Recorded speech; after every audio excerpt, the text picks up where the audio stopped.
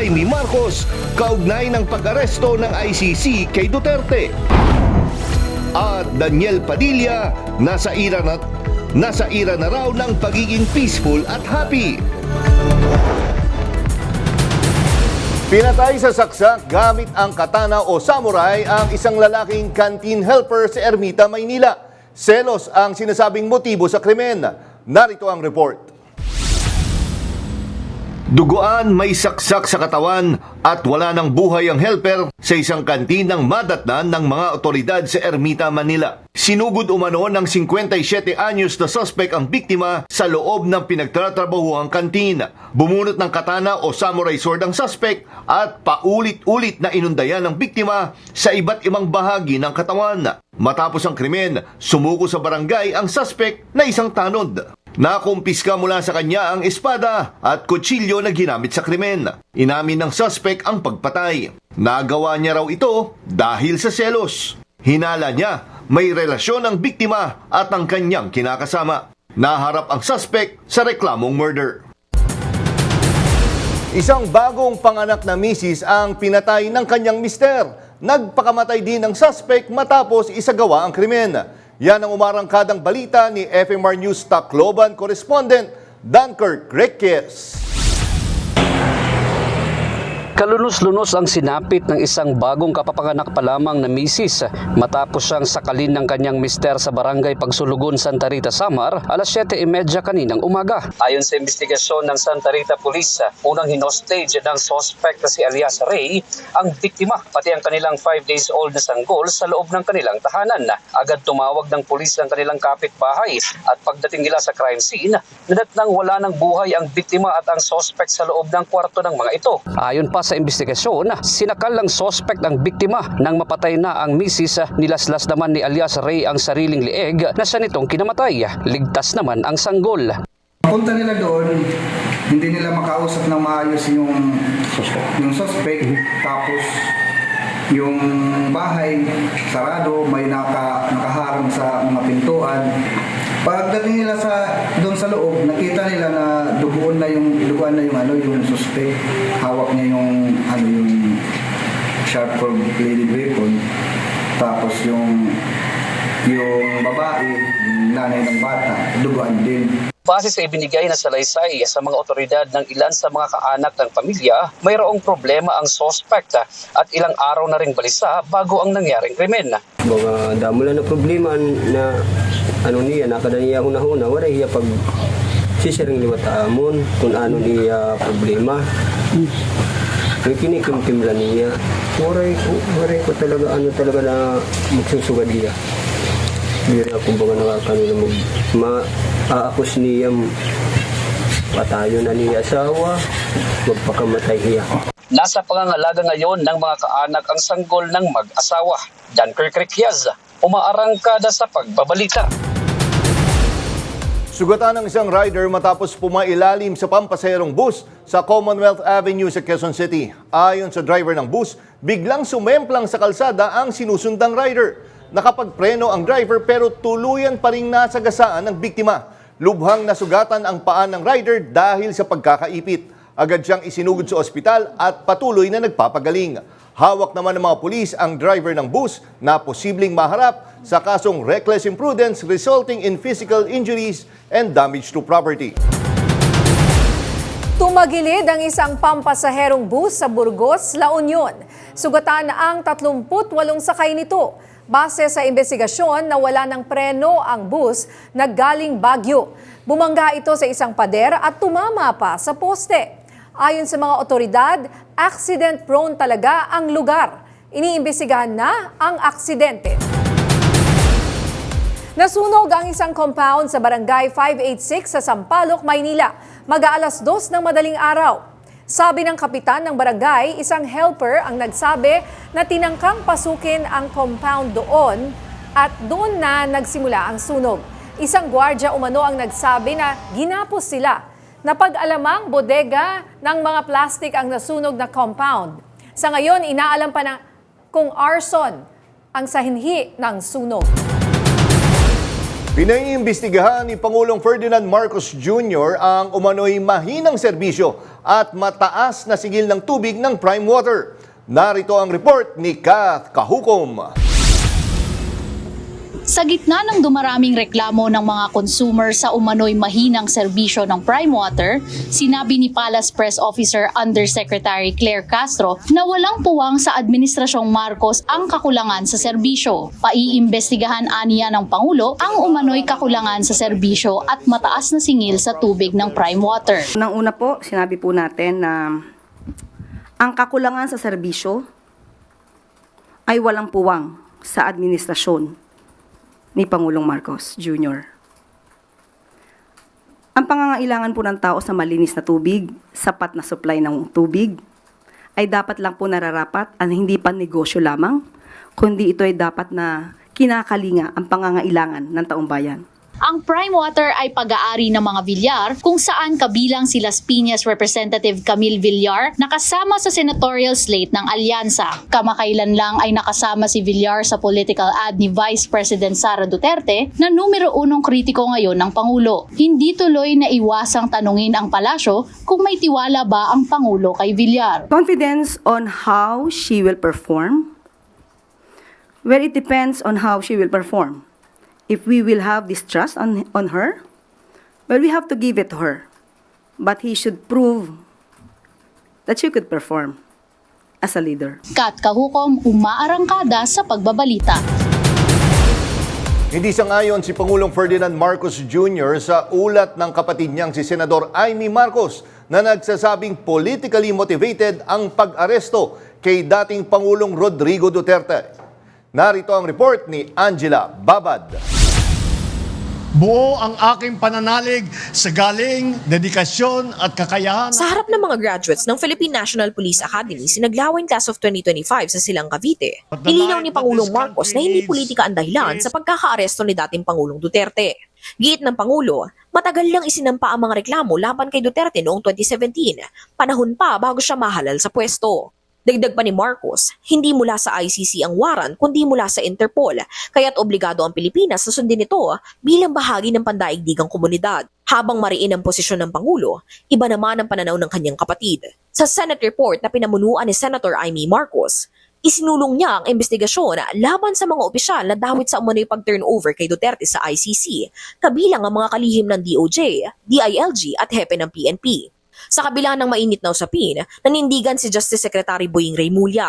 Handa siyang harapin ang anumang kaso. Yun po yung yun ang best judgment namin. Yun po ang tingin namin na mabuti po sa ating bansa. Angela Babad, umaarangkada sa pagbabalita. Nagsanib puwersa ang mga grupo ng manggagawa gaya ng BMP, KMU, Nagkaisa at TUCP para itulak ang 200 pisong legislated wage hike sa pagdiriwang ng Labor Day bukas. Inanunsyo ng National Wage Coalition sa press conference kahapon ang kanilang malawakang kilos protesta para igiit ang dagdag sahod na inaasahang tatalakayin sa Kongreso ngayong Hunyo. Giit nila kulang na kulang ang kasalukuyang minimum wage sa gitna ng taas presyo sa pagkain, pamasahe at kuryente.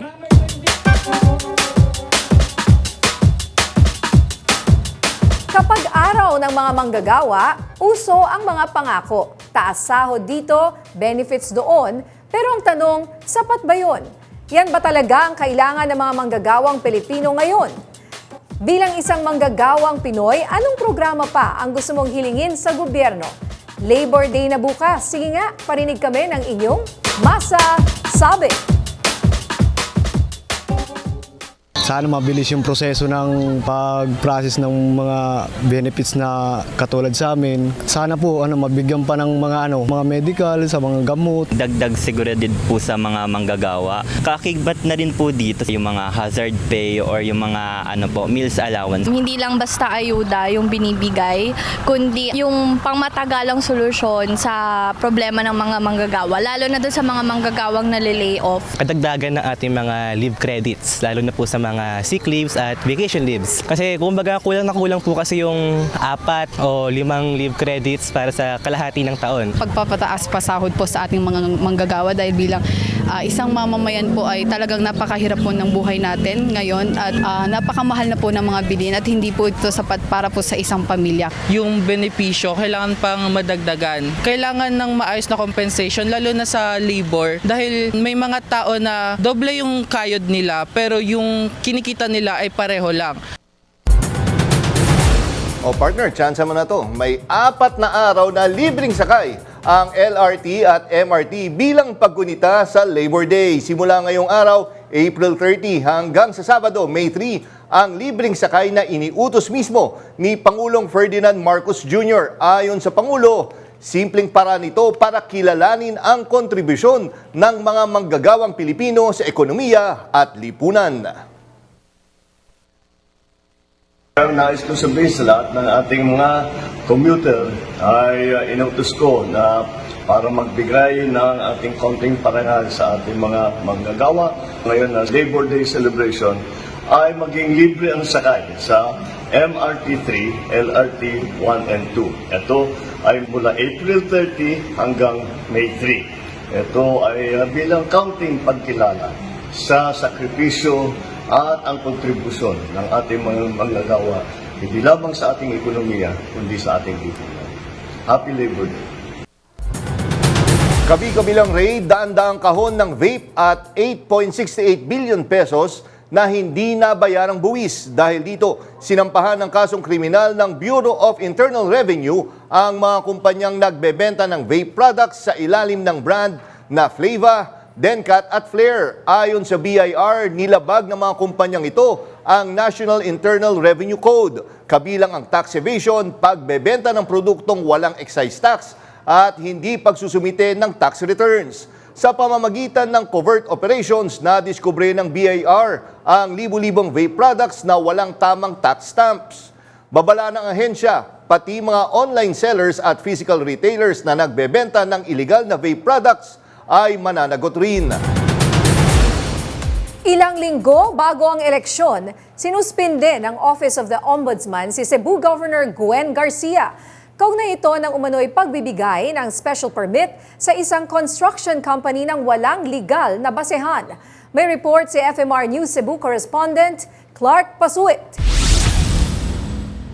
6 na buwang preventive suspension ang ipinataw ng Ombudsman kay Cebu Governor Gwen Garcia. Isinilbi ang suspension order kay Garcia kahapon kasunod ng reklamong alleged grave abuse of authority. Batay sa reklamo ng isang Moises De Parine, binigyan umano ni Garcia ng special permit ang Shalom Construction Incorporated noong May 14, 2024 kahit walang Environmental Compliance Certificate o ECC. Wala rin daw Certificate of Non-Coverage o CNC ang nasabing kumpanya. Ibig sabihin, wala itong naunang study o consultation sa ibang kinauukulang ahensya ng gobyerno. Inihayag naman ni Garcia na iaapela nila ang suspension order. Ipinaliwanag din niya ang pangangailangan na maglabas ng sinasabing special permit para matugunan ang problema sa critical na water shortage na nakaapekto sa buong franchise area ng Metropolitan Cebu Water District na sumasakop sa Cebu City at ilan pang LGU. Iginiit din niya na aprobado ang nasabing special permit ng Provincial Board. Naghahanda na rin daw ang legal team ng gobernador para sa kaukulang hakbang kaugnay ng suspensyon. Tumatakbo si Garcia para sa kanyang ikatlong termino bilang gobernador ng Cebu. Clark Pasuit, umaarangkada sa pagbabalita. Sa aming pagbabalik, lakas CMD pinaiimbestigahan sa NBI ang peking dokumento na layong sirain ang liderato ng Kamara. Marami pang maiit na balita sa pagbabalik ng Arangkada Balita. Sinagpina na ng National Bureau of Investigation ang isang kumpanya sa Makati City na umano'y kinontrata ng China para magpatakbo ng network ng keyboard warriors. Ayon kay NBI Intelligence Service Assistant Director Noel Bocaling, sinimulan na nila ang pagsisiyasat matapos makatanggap ng impormasyon mula sa National Security Council. Nauna nang ibinunyag ni Senator Francis Tolentino sa pagdinig sa Senado na kinontrata ng Chinese Embassy ang naturang kumpanya para isulong ang mga propaganda ng China at makialam sa nalalapit na eleksyon. Hiniling ng Lakas Christian Muslim Democrat sa NBI na imbestigahan ang pinagmulan at pagpapakalat ng isang peking dokumentong pinagmagatang Oplan Horus na umano'y may pirma ni House Majority Leader Manix Dalipe. Sa sulat na isinumite noong April 23, binigyang diin ni Lakas CMD Executive Director Ana Capella Velasco na ang dokumento ay malisyoso, peke at may layuning sirain ang reputasyon ng liderato sa Kamara. Giit ng partido, ito ay kaso ng identity fraud, cyber libel at paglabag sa Cybercrime Prevention Act of 2012. Hiniling nila sa NBI na tukuyin ang utak ng peking dokumento at magsampa ng nararapat na kaso. Kahit bahagyang bumaba ang survey numbers, inspirasyon pa rin ito para kay Pangulong Ferdinand Marcos Jr. na ipagpatuloy ang kanyang mga programa para sa bayan. Sa graduation ng PNP Academy sa Cavite, sinabi ng Pangulo na ang resulta ng tugon ng masa survey ng OCTA ay patunay na nararamdaman na ng publiko ang epekto ng kanyang mga ginagawa. Nakuha ni Marcos ang 60% trust rating ngayong Abril mula sa 65% noong Nobyembre, habang ang kanyang performance rating ay 59% mula sa dating 64%. Mabuti nang malaman na may epekto ang ginagawa namin at ito'y lalo pang nag-uudyok sa kanyang magsikap para sa mas maayos na buhay ng mga Pilipino. Madalas pinagtatalunan ang katotohanan at madaling maligaw ang katapatan. Hinihiling ko sa inyo, piliin ang marangal kahit walang parangal at ang panindigan na tama kahit walang nakakakita. Batay sa April 2025 tugon ng masa pre-election survey ng Octa Research, 10 party list groups ang posibleng makakuha ng kahit isang pwesto sa Kongreso kung ginawa ang halalan ngayong buwan. Nanguna ang Tingog Party List na may 5.23%, kasunod ang ACT-CIS na may 4.83% at Ako Bicol na may 4.55%. Pawang posibleng makakuha ng 3 pwesto ang bawat isa, habang ang mga sumusunod ay posibleng makakuha ng tig-2 pwesto: Duterte Youth, Uswag Ilonggo, United Senior Citizens, Kalinga, Tupad at Agimat.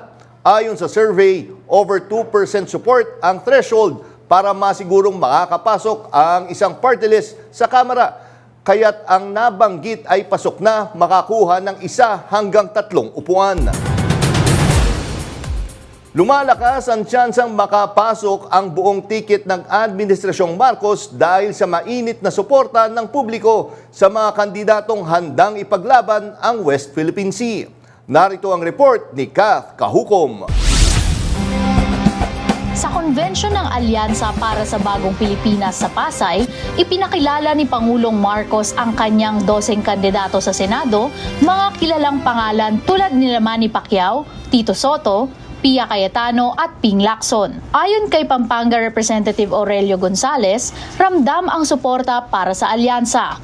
Batay sa survey ng Social Weather Stations, kung saan 75% ng mga Pinoy ang boboto sa kandidatong pro-West Philippine Sea. Giit din ni Quezon Representative David Suarez, malinaw ang mensahe ng taong bayan. Hindi sila papayag sa pambubuli ng China at gusto nila ng lider na lalaban. Dagdag pa ng mga mambabatas, may ulat sa Senado na sinisikap daw ng China na makialam sa halalan gamit ang disinformation at political influence. Samantala, kumpirmado ang pagdalo ni Vice President Sara Duterte sa meeting de avance ng PDP laban sa May 8. Ayon sa kanya, mismong ang dating Pangulong Duterte ang nag-udyok sa kanya na ikampanya ang buong lineup. Kat Kahukom, umaarangkada sa pagbabalita.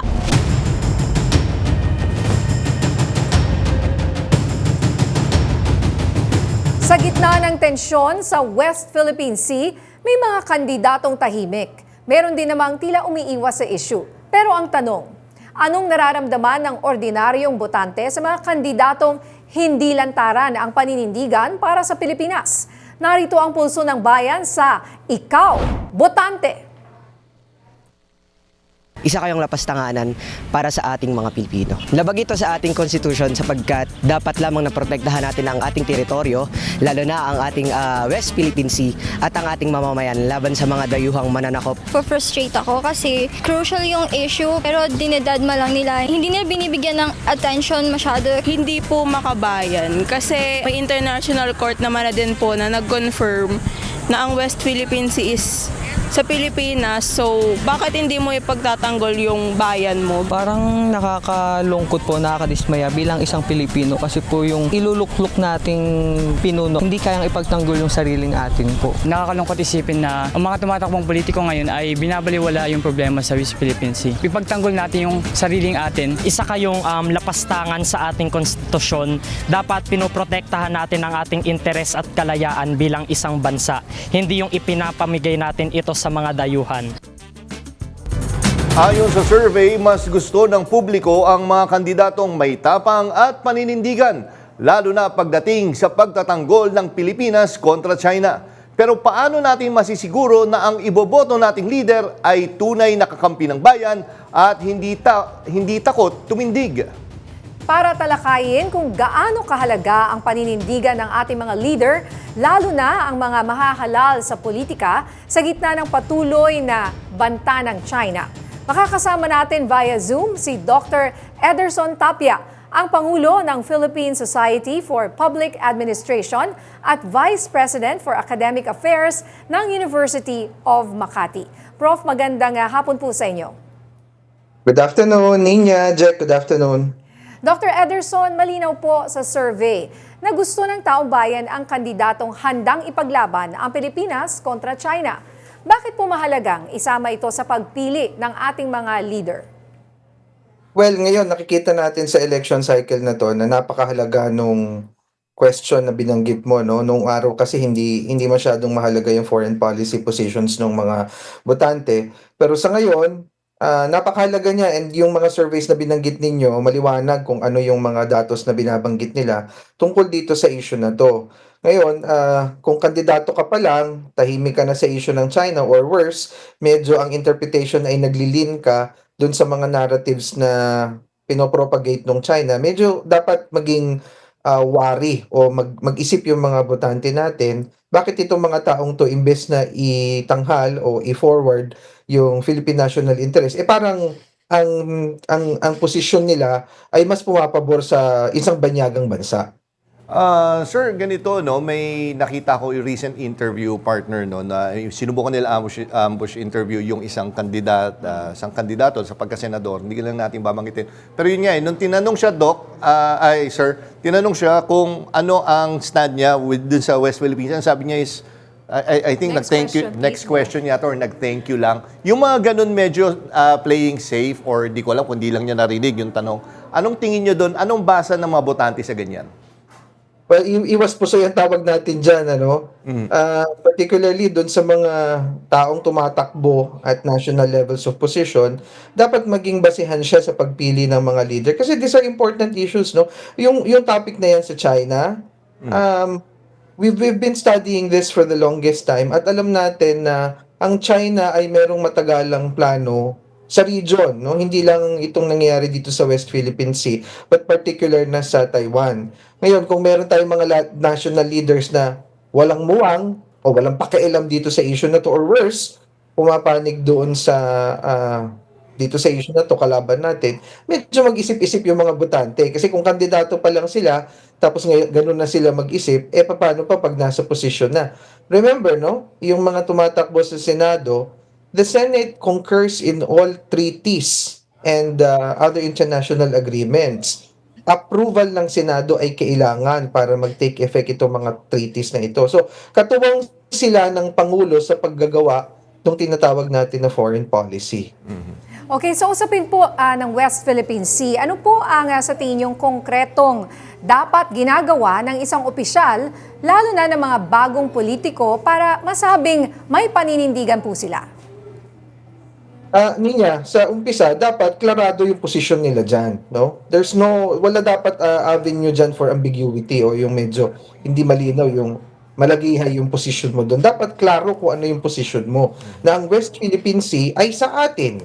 Not only because of historical reasons, but because of the arbitral ruling in 2016. Dapat walang kaduda-duda. Klaro dapat yung position mo dyan. At sa lahat ng pagkakataon na meron kang opportunity na sabihin yung position mo that is pro-Philippines, dapat hindi ka magpapatumpik-tumpik. Ano pa yung mga ibang specific na maaari mong gawin? Pagka ikaw ay nasa position, for example, you can sponsor mga resolutions if you are in the local council, or kung ano pang mga ibang position para maihayag mo yung position mo tungkol dun sa issue na yon. And most definitely, wag ka nang maging peddler nung mga narratives na pinapakalat nung banyagang bansa laban sa Pilipinas. That's the worst. Ito, sir, no, pinag-usapan namin ni partner niya, naalala mo yung isang report natin, yung binulgar ni Senator Francis Tolentino, yung parang funded ng China, yung parang meron na, parang makialam. Oo, kumbaga parang makialam sa election natin. May cheque pa nga na Chinese embassy. Yeah, Actually, meron pa nga natin meron silang kasunduan, di ba, sa isang PR agency at ng Embassy of China na iniimbestigahan. At yung cheque, nakalagay doon, Chinese embassy. Kaya nga, minsan mag-iisipin mo, parang totoo ba to? Dahil masyado naman lantaran. Pero, sir, anong basa nyo doon sa binulgar ni Senator Tolentino? Totoo kaya yun? Gaano kaya katotoo yun? Ako, sa aking pagtingin, malaki ang paniniwala ko na totoo yung expose na yun ni Senator Francis Tolentino. Kasi hindi naman yan yung una. Marami na tayong alam na mga datos nung mga unang panahon pa, even before this election cycle, na talagang may mga elemento ng China na gustong makialam doon sa internal na politika natin sa Pilipinas. No? At saka, hindi ito naisipan lang nila kahapon o nung isang linggo o nung isang taon. Napakatagal na panahon niyang pinag-isipan, masinsin, masusing pag-iisip. Kaya kung mapapansin ninyo, yung mga pogos na yan, nakakatakot, especially in the past. Some of them are strategically positioned na malalapit sa mga military camps even. Kaya yung expose ni Senator Francis Tolentino, sa tingin ko, totoo yon at hindi yon bago.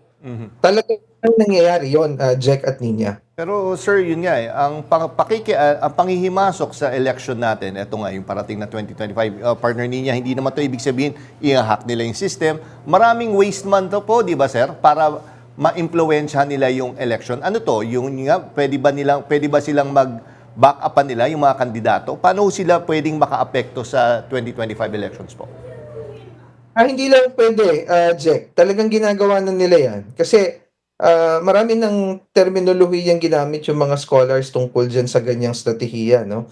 At saka ganyang taktika. Yung iba tawag dyan, gray zone tactics at kung ano pa. Para sa pananaw kasi ng bansang China, mas matipid na magsuporta na lang ng mga kandidato from within the Philippines kesa mag-wage ng all-out war laban sa bansa na medyo messy. So instead of launching a war against the Philippines, sumuporta na lang sila ng mga kandidato na magiging friendly sa interests nila. Okay, baka may mensahe pa po kayo para sa mga botante ngayon tungkol sa isyong ito kasi sa kabilang banda, may mga nagsasabi naman na malayo naman daw ito sa sikmura. Mas gusto nilang tutukan yung mga presyo ng bilihin, kahirapan sa buhay, trabaho. Ano po ang masasabi niyo po dito? Well, nakikita ko naman medyo marami dun sa mga botante natin ngayon na bibilang dun sa tinatawag na Gen Z or millennials. At saka because of that, medyo yung iba sa kanila sophisticated na din mag-isip hindi lang sila single issue voters. Kaya mahalaga yung mga binanggit mong issues niya, no? Yung mga issues that concern the gut. Pero mahalaga din yung ating foreign policy at national interest kasi lahat yan, tahi-tahi yan sa isa't isa kung puro gut issues lang yung iisipin mo tapos papabayaan mo na yung issue ng soberenya, kawawa din ng Pilipinas in the future. So sa mga botante, lalong-lalo na dun sa mga first-time voters ng mga kabataan ngayon, mag-isip at dapat maging bahagi ito ng pamantayan ninyo sa pagpili ng mga susunod nating leaders. Okay, maraming salamat po Dr. Ederson Tapia at sa time na binigay niyo dito sa Arangkada Balita. Mabuhay po kayo sir and magandang gabi po. Thank you very much, Jack, Nina. Muling pumutok ang Bulkang Bulusan sa Sorsogon. Ayon sa PHIVOLCS, mag-aalas 8 kagabi nang muling nagkaroon ng phreatic eruption ang Bulkang Bulusan na tumagal ng mahigit 1 oras. Agad nabalot ng ashfall ang ilang barangay sa mga bayan ng Irosin at Huban or Juban. Huban yata. Umabot sa 15,000 pamilya ang apektado sa muling pagputok ng Bulkang Bulusan kagabi, ayon sa Office of the Civil Defense. Nananatili sa Alert Level 1 ang bulkan. Tiniyak ng pamahalaan na may sapat na food packs at cash assistance para sa libo-libong pamilya na apektado ng pag-aalburoto ng Mount Bulusan sa Sorsogon. Sa utos ni Pangulong Ferdinand Marcos Jr., dumating si DSWD Secretary Rex Gatchalian sa lalawigan ngayong Martes upang personal na i-monitor ang sitwasyon. Sa ulat ng DSWD, mahigit 15,000 pamilya ang naapektuhan ng volcanic activity. Ayon kay Gatchalian, may nakapreposisyon na 180,000 family food packs sa buong Bicol Region na handang ipamahagi sa mga nasalanta. Matapos ang 6 na araw na naval drills, air-sea operations at precision fire missions, nagtapos na ang maritime phase ng Balikatan 2025 sa West Philippine Sea. Kasama ang tropa mula US, Japan at Australia, ipinakita ng Pilipinas ang kahandaan sa harap ng anumang banta. Narito ang ulat ni Cherubim Ganaden. Matagumpay na nagtapos ang 6 na araw na joint maritime drills ng Pilipinas at Estados Unidos sa ilalim ng Balikatan 2025, katuwang din ng Japan at Australia. Mula Subic Bay hanggang Northern Luzon, nagpakitang gilas ang mga barkong pandigma ng Philippine Navy, US Navy, US Coast Guard at Japan Maritime Self-Defense Force, kabilang ang BRP Ramon Alcaraz, USS Savannah at JS Yahagi. Sinabayan ito ng air-sea coordination gamit ng Philippine Navy AW-109, US Navy Seahawk at SH-60K ng Japan sa mga communications drills, photo ops, search and rescue at gunnery exercises.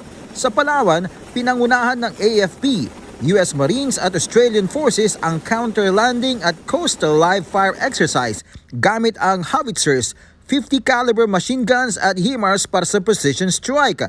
Ayon sa AFP, ang Balikatan ay hindi lang ehersisyo. Ito'y senyales ng matibay na alyansa, kahandaan at pagkakaisa ng mga bansa sa gitna ng mga banta sa rehiyon.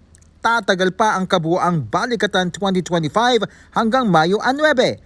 Cherubim Ganaden, umaarangkada sa pagbabalita. Sa gitna ng kampanya at kritisismo, isang bagong banta ang hinaharap ng dating presidential spokesperson. Kasong non-bailable na qualified trafficking ang isinampa laban kay Attorney Harry Roque at sa makailang taong niyang kliyenteng si Cassandra Ong. Kaugnay sa scam farm na na-raid sa isang Pogo compound dyan po sa Porac, Pampanga. At ngayon, kung maaresto, posibleng mapasama si Roque sa red list ng Interpol. Kasama natin ngayon sa linya ng telepono si Justice Undersecretary Nicolas Felix T.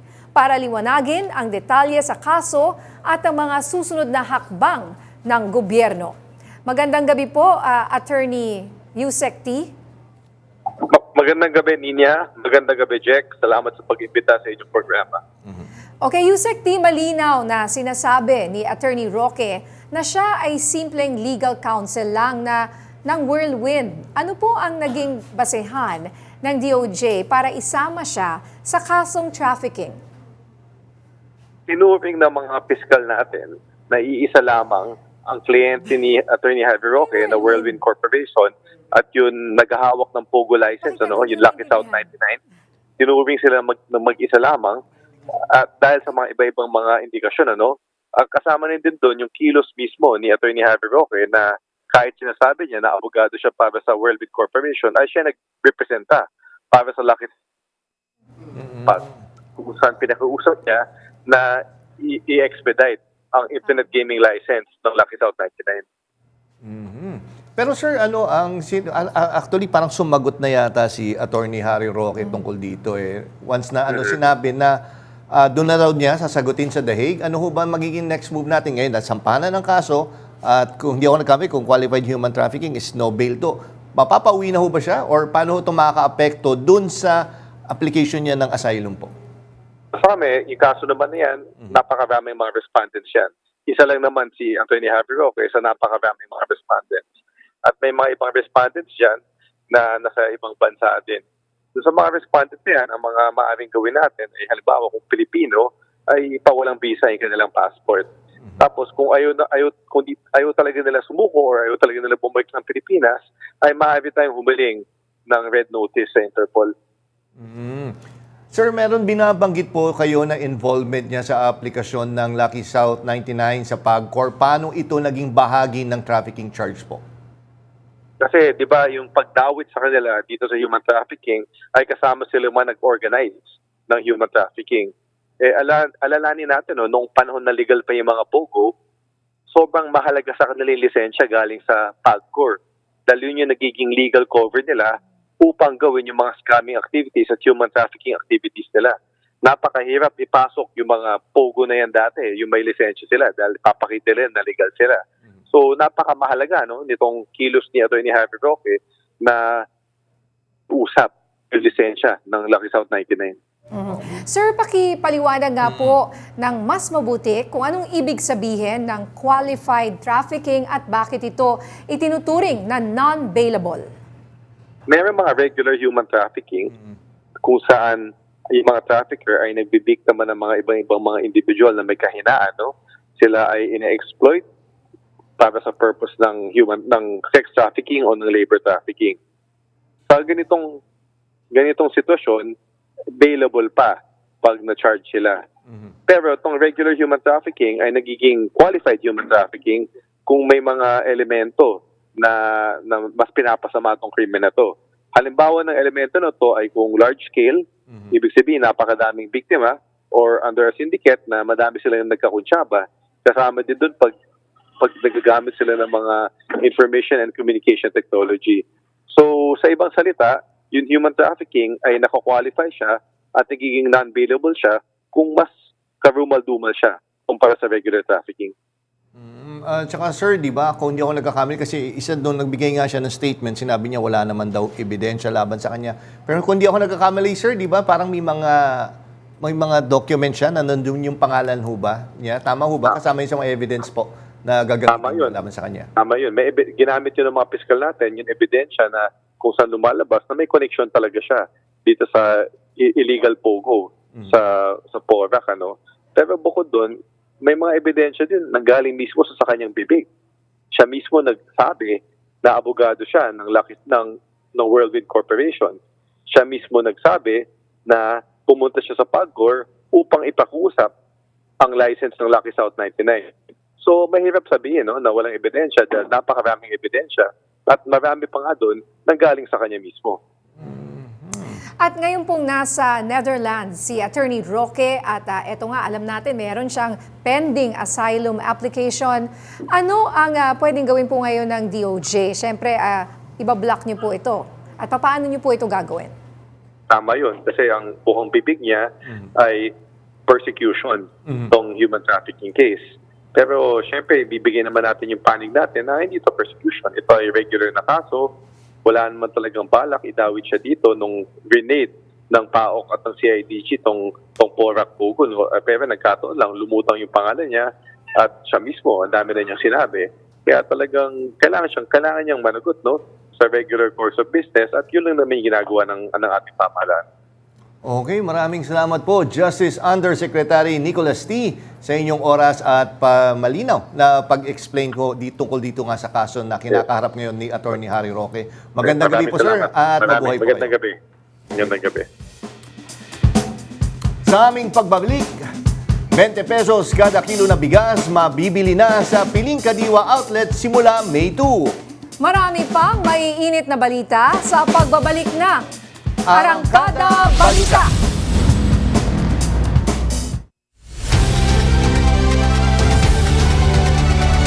Araw magdamag. Tuloy-tuloy ang pagsiservisyo ng Radyo 630 kasama ang pinaka-pinagkakatiwalaang kaserbisyo. Nasamahan mo kami ha. Huwag tayong makinig dun sa ingay. Maging aktibo tayo.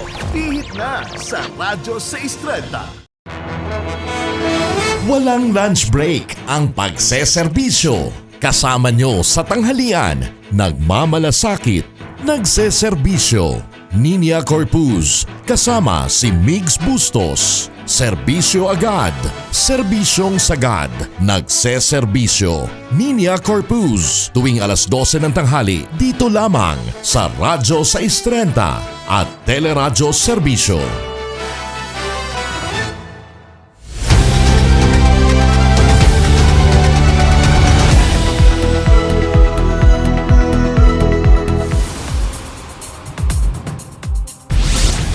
Simula ngayong Biyernes, May 2, available na ang 20 pesos kada kilo ng bigas sa piling kadiwa ng Pangulo Outlets. Ito ay bahagi ng pangakong murang bigas ng Administrasyong Marcos.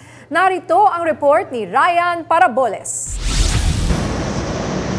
Inanunsyo ng Department of Agriculture na 20 pesos kada kilo na ang bigas sa piling kadiwa outlet simula Mayo 2, kasunod ng direktiba ni Pangulong Ferdinand Marcos Jr. Bahagi ito ng programang 20 Bigas Mo na unang inilunsad sa Visayas at 10 LGUs tulad ng San Juan City, San Jose del Monte, Camarines Sur at Mati City sa Davao Oriental. Ayon kay Agriculture Secretary Francisco Chu Laurel Jr., layunin ng programa na mapagaan ang gastusin ng mga mamimili habang tinutulungan pa rin ng mga magsasaka sa tamang kita. Sa unang rollout, prioridad ang mga indigent, senior citizens, solo parents at PWDs. Hanggang 30 kilong bigas kada buwan ang pwedeng bilhin. Sa Visayas Avenue naman sa Quezon City, available na rin ng 20 pesos rice sa kadiwa outlet ng Bureau of Animal Industry. Samantala, may LGUs na magbebenta nito sa lahat ng household kahit hindi vulnerable group. Pinasigla rin ng gobyerno ang pagbili ng palay. Nasa mahigit 10 milyon na ang stock ng NFA. Sapat para sa 10 araw na konsumo ng bansa. Ryan Paraboles, umaarangkada sa pagbabalita. Muling binigyang diin ni Speaker Ferdinand Martin Romualdez ang buong suporta ng Kamara sa mga proyekto ng irigasyon sa bansa. Ito ang pahayag ni Romualdez sa ceremonial turnover ng Castañas Centro Solar Powered Pump Irrigation Project na ginanap sa Barangay Castañas, Sariaya, Quezon nitong Miyerkules ng umaga. Kasama rin sa okasyon sina NIA Administrator Eduardo Guillen, Deputy Speaker David J.J. Suarez, Marcelo Gayeta at iba pang opisyal ng NIA at lokal na pamahalaan.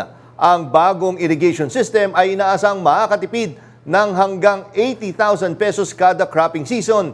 Ang mga benepisyaryong magsasaka o 160,000 kada taon kumpara sa paggamit ng diesel-powered pump. Git ni Romualdez, mahalagang paigtingin ang suporta sa agrikultura para tiyaking may sapat na produksyon ng pagkain sa bansa. Sa gitna ng usapin ng murang bigas at food security, mahalagang malaman kung kumusta na ang produksyon ng palay sa bansa.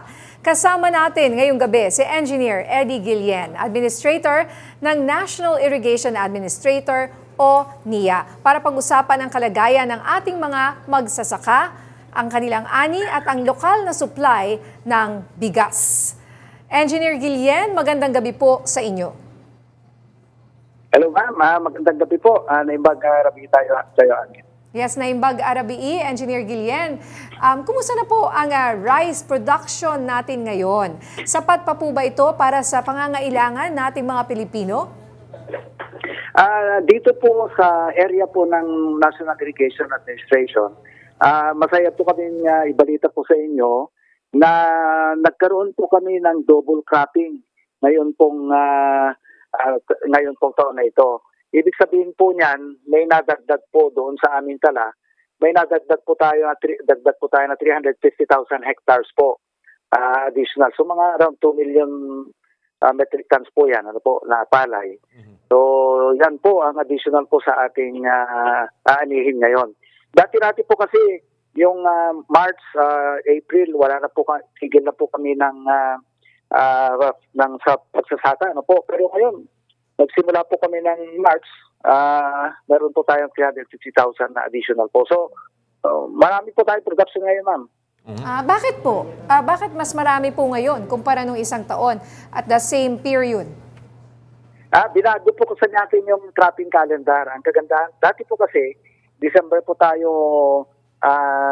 nagsisimulang magpatanim ang niya. Ngayon po, ginawa namin October para makapagpatanim po kami, makapagpaani po kami ng February. Pero alam naman po natin, pag October po kasi, naulan pa po yan eh. So, hindi pa masyadong kailangan ng tubig. So, nakaipon po kami ng tubig.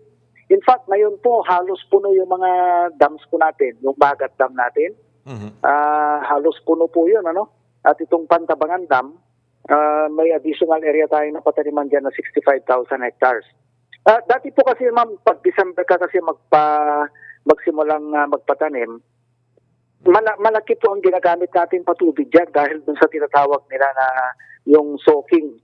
Dahil wala na pong ulan dyan sa December eh. Isipin niyo po, 5 probinsya yung papatubigan natin.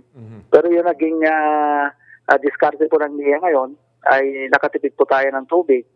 So, nakaya po natin magkaroon ng additional na 350,000 sa buong bansa na double cropping. Dahil po dito sa pagbabago po natin ng cropping calendar. Sir, ganito, dagdag ko lang din sinabi nyo kanina yung double cropping, no? Sir, paano, may enough ba tayong supply para ma-sustain natin? Itong project kasi medyo mainit ngayon, di ba? Yung 20 pesos na bigas. Paano masusustain ho yan? Hindi ba magkakaroon ng problema sa supply po? Masustain natin for the long run po? Hindi po, kasi alam naman namin yung laman ng ating mga dams. Kaya po, meron kaming system management conference sa tinatawag. Ano po? Meron kaming cropping calendar meeting bago po natin ginagawa yon. Tinatansya natin kung ilan ba yung laman ng ating dams, ilang metro kubiko na tubig, ilan yung kaya niyang patubigan. At yun lamang po ang i-program natin na for that cropping period. Ano po? So sigurado po na yung 350,000 hectares ay mapatubigan po natin. In fact, ulitin ko po, diyan lamang po sa Upris area natin, yung Pantabangan Dam, 65,000 hectares na po ang napatubigan natin diyan. Ano po? At sa katunayan nga, itong Bagat Dam, yung pong simula po ng ating wet cropping season, ginawa po naming May. Ano po? Meron pa kaming, kaya pa namin patubigan po yan eh, kahit wala pang ulan dyan sa Bagat area. Kaya pag i-sustain ng dam natin yung wet cropping season natin ng May. Ginagahan po natin actually sir yung wet cropping season para hindi masyadong abutan ng mga tagbagyo eh. Dati po kasi ang cropping season natin is July. Pag July ka nagtanim kasi, siyempre abutin na ng sigurado 100% babagyuhin yung ating mga palay. Pero ngayon May, June, July, August, at least August, nakaani na naman po kami.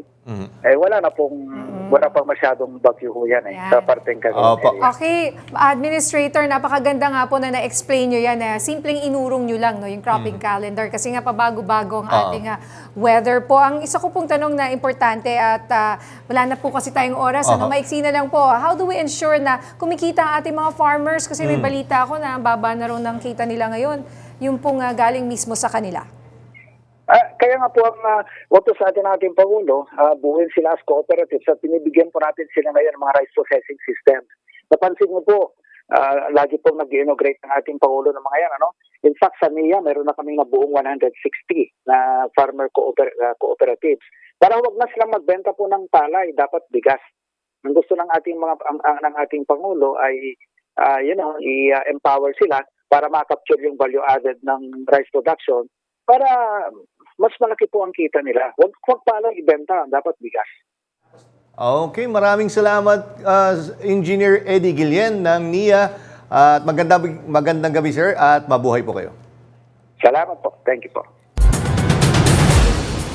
Isang restaurant ang nahulihan na nagbebenta ng karne ng aso. Narito ang maarangkadang balita ni FMR News Baguio correspondent Emil Peredo.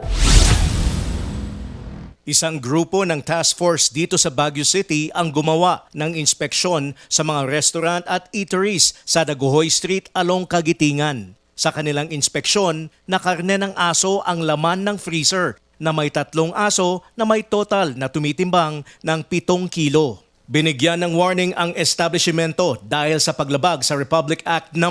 9269, the Meat Inspection Code of the Philippines, and City Ordinance No. 69, Series of 1991 na nagsasabing bawal ang pagbebenta at pagkain ng karne na aso dito sa Baguio City. Ang inspeksyon ay paglalayon para panatilihing ligtas at malinis ang mga customers sa mga restaurant dito sa Baguio. Ang task force ay joint team ng City Veterinary and Agriculture Office, Lead Office, City Treasury Office, Market Division, Health Services Office, Sanitation Division, at Public Order and Safety Division. Emil Peredo, umaarangkada sa pagbabalita. Guilty! Yan ang hatol kay John Med Parungaw, ang lalaking namaril ng pusa noong May 2023 sa Maynila. 2 taon na ang nakaraan ng barilin ni Parungaw ang pusa ng kanyang kapitbahay na si Polly na nagpapahinga. Nakuna ng CCTV ang pangyayari at ginamit na ebidensya laban kay Parungaw. Ang hatol ng hukuman kay Parungaw, 2 taong pagkakabilanggo at multa na 100,000 piso.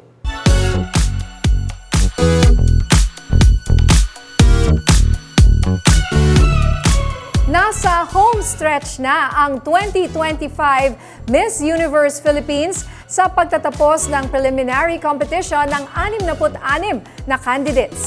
Ang Battle of Beauty and Wit ginanap sa Pasay City last Monday. Ang prelim phase ng kompetisyon hinati sa 3 kategorya: ang swimwear, evening gown at individual interview. Ang scores sa mga kategoryang yan ang magiging basehan ng mga kandidatang papasok sa semifinals. Mamayang gabi naman gaganapin ang National Costume Competition kasabay ng Charity Gala Night. Sa May 2, ang coronation show sa MOA Arena. Sa aming pagpabalik, Stage 6 ng Tour of Luzon umarangkada na. Ang mga nangunang siklista, alamin. Marami pang mainit na balita sa pagbabalik ng Arangkada Balita.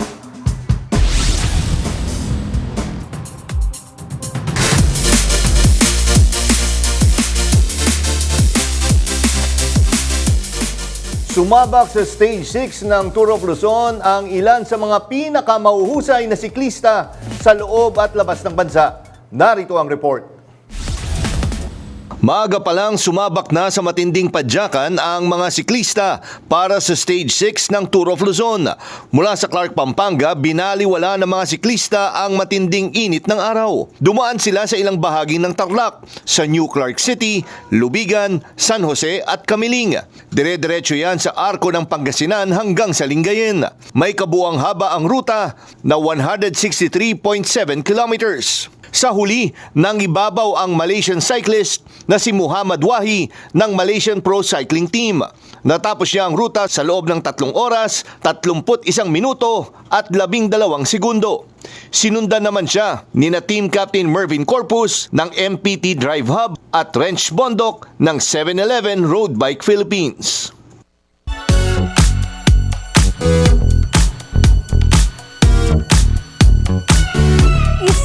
Congratulations, Bob, ang ibinungad ng TV host na si Ia Villania sa asawa niyang si Drew Arellano matapos ang vasectomy procedure nito. Ipinost din ni Drew ang isang post-op photo niya kasabay bate sa asawang si Ia ng happy late and advance happy Mother's Day. 2023 nang unang ibahagi ni Drew ang plano niyang magpa-vasectomy. Sa ngayon, may 5 anak na sina Ia at Drew. Uy, buti ka pa, Drew. I really admire you kasi lagi babae. Ngayon, finally, lalaki naman ng, di ba? Ikaw ba open dyan? Yung alaga kong aso nung March, pinakapon ko. Yes, so pinakapon ko siya. Uy, pero ano, healthy yung family nila na lima anak nila, di ba? Wow, Oo, I can't imagine. Isipin mo, partida na, lagi pang umalis si Drew, no? Oo nga, tsaka ang sexy pa rin ni iyo. How to be you, no? Kayong dalawa, congratulations sa inyo. At yan, ang mga balitang umarangkada ngayong araw. Ako si Ninia Corpus. At ako naman po si Jack Batallones para hindi mahuli sa usapan, kapit lang hanggang sa susunod na Arangkada Balita.